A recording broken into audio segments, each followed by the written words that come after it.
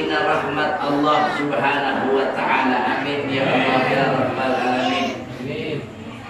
Salam puji dan syukur orang sangatkan kejat ilahi Rabbi Allah Subhanahu wa taala anu parantos paparinkeun kalimatan ka urang sadayana nikmat iman, nikmat sehat, nikmat zahiran wa batinan. Nu penting eta nikmat zahir jeung batin. Ketika sehatnya hanya zahir tapi batinnya gering, kiai tetangga beli kulkas ya ngeheyal gitu kan. Zahirna cager tapi batinna gering. Nah, ka masjid ki moal ayeuna batinnya cager, zahirna gering. Hese semakin. Mudah-mudahan orang asing dipaparinan Allah Subhanahu wa taala sehat zahiran wa batinan. Amin ya Allah ya rabbal alamin. Salawat teriring salam semoga tercurah terlimpah kepada baginda habibana wa nabiyana kanjeng Nabi besar Muhammad sallallahu alaihi wasallam. Salam ke keluarga kanjeng Nabi, ke para sahabat, ke para tabi'in tabi'ut bi ihsan ila yaumil keselamatan, keberkahan, taufik, senaran hidayah. Mugi sing dideukeun ka urang sadayana, ka keluarga urang sadayana, nyaeta nikmat anu teu aya hinggana. Mudah-mudahan sing bisa jadi bekal ibadah taat ka Allah Subhanahu wa taala. Amin ya Allah ya rabbal alamin. Khusus terhormat sesepuh masyarakat keluarga Chandra ataupun kepada DKM Musola An-Nur sareng Bapak RW, alhamdulillah warga bapak-bapak sadayana sareng ibu-ibu anu parantos tiasa ngalangkah dua dampal sampean anak di bumi masing-masing aya orang kontrakan ya sebenarnya dia dibagi juga. Ya. Mudah-mudahan ya walaupun musim penyakit taun ya, mudah-mudahan walaupun mengurangi rasa hormat saudara taklim, mudah-mudahan kumpul riuh orang sadayana ayat dina maghfirah sareng keberkahan Allah Subhanahu wa taala. Ya, walaupun pemerintah menganjurkan duduknya di keramaian harus semeter, tapi insyaallah orang yakin ke Allah Subhanahu wa taala. Nah, mudah-mudahan warga sekarang selatan khusus di antara yang dijauhkan dari wabah taun ataupun virus. Amin ya Allah ya rabbal. Kata Nabi, ibu cek Nabi fadilah surah Yasin ya. Jadi di bulan Sya'ban Allah turunkan 3.000 penyakit. Nah, bagaimana cara untuk mengantisipasi dan menolaknya? Walaupun itu kehendak Allah, tetap manusia diperkenankan untuk berikhtiar. Salah satunya berdoa. Begitu. Peristiwa anu terjadi di bulan Sya'ban, ada 3 peristiwa yang terjadi di bulan Sya'ban. Mana dulu di zaman Nabi di bulan Sya'ban ada 3 peristiwa. Yang pertama, peristiwa yang pertama yaitu menetapkan kiblat yang tadinya kiblatain, kiblatnya ke Masjidil Haram dan Masjidil Aqsa. Dulu itu kiblatnya bukan ke Ka'bah, bukan 1 tapi 2. Ke Masjidil Haram Ka'bah 1, ke Masjidil Aqsa 1. Jadi kiblatnya ada 2. Nah, ditetapkan oleh Allah dengan merintihnya Nabi Muhammad SAW, maka kiblat yang 2 jadi diyakinkan dan ditetapkan, yaitu menjadi kiblat ke arah Masjidil Haram ataupun Ka'bah.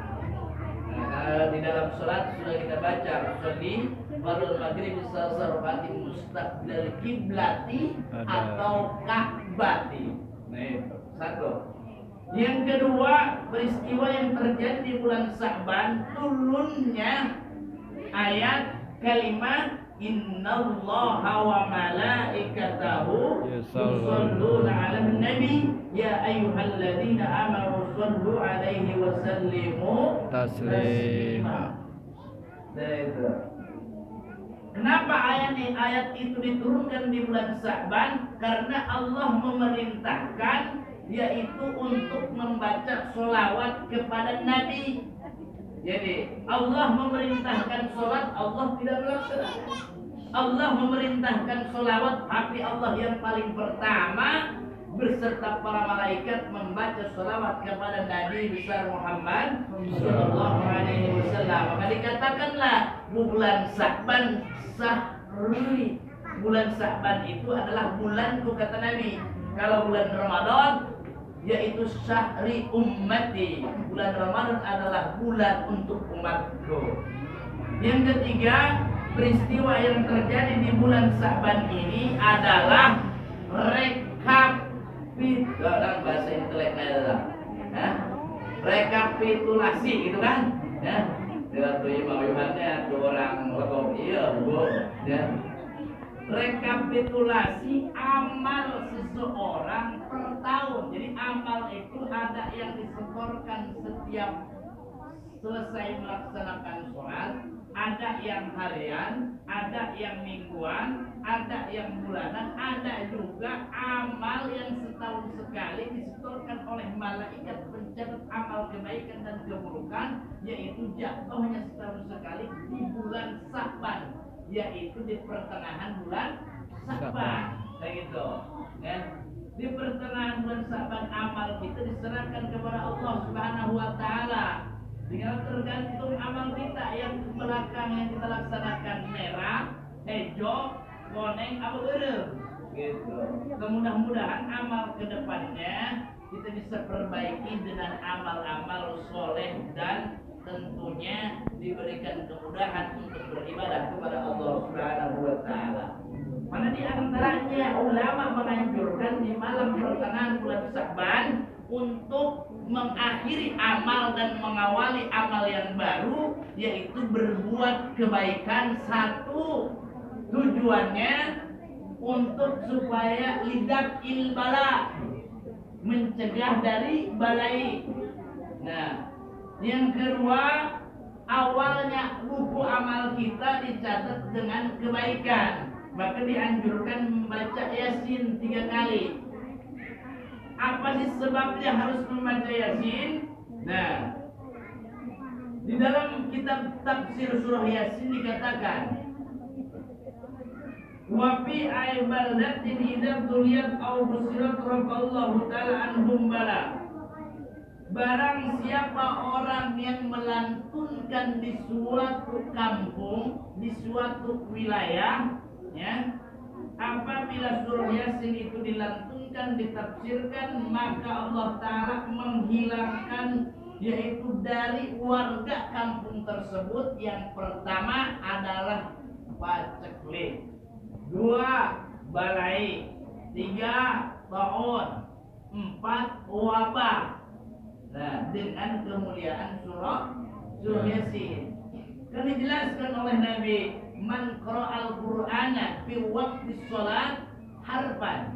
Barang siapa orang yang membaca Al-Quran satu huruf di dalam sholat, maka ganjarannya 100 kebaikan. Man qara'al Qur'ana, yaitu luar sholat. Siapa orang yang membaca Al-Quran di luar sholat mempunyai wudhu, satu hurufnya diganjar dengan 25 kebaikan. Barang siapa orang yang membaca Al-Quran, yaitu satu hurufnya tanpa dia mempunyai wudhu, niatnya berzikir kepada Allah, maka satu hurufnya Allah balas dengan 10 kebaikan. Yasin itu ada berapa ayat, Bu? Yasin ayat berapa ayat? 80 berapa? 80 kilo ayatnya. Hurufnya kurang itu 80 ayat. Satu huruf mempunyai huruf kita baca sekarang di sini berjamaah, mengkaning keluar ya. Mengkaning 3 kali balikan baca surah Yasin, barak 1000 huruf nu kurang dibaca. Satu hurufnya ketika mempunyai wudhu dibalas Allah Subhanahu wa Ta'ala dengan 25 kebaikan. Nah, untung tuh, untung, ya kan? Untung tuh. Dengan sahajal anu maca surah Yasin, daerah ya, wengi, ya, malam tos maghrib tos isya, maka dijaga ku Allah Subhanahu wa Ta'ala yang membaca dan keluarganya dari balai sampai waktu subuh. Nah, tuh. Sasa jalma anu maca surah Yasin diharapkeun jalma anu keur sakaratul maut dibacakeun ya. Jadi ketika sakaratul maut teh ulah urang riweuh panik bacakeun surah Yasin ya. Ya mbah urang arek maut sakaratul maut mencelik bae ya. Nya dokter eueun baca surah Yasin. Ketika surah Yasin itu dibaca di depan orang sakaratul maut, ganjaran untuk orang membaca yang mempunyai huruf satu hurufnya Allah balas 25 kebaikan, dan tentunya setiap huruf Allah datangkan 10 malaikat untuk orang yang sedang sakaratul maut. Malaikat mana nu datang? Hijroin sudah jelas. Malaikat rahmat memohonkan ampunan untuk orang yang sedang sakaratul maut. Maka udah ditinggalkan baca surah Yasin. Kan anu nanya keringan anu carana cingkrang maboknya kan? Kenapa suka baca Yasinnya di malam Jumat, tidak setiap malam? Malam Jumat itu jawabannya adalah sayyidul ayyam, raja ataupun rajanya daripada hari ataupun malam Jumat.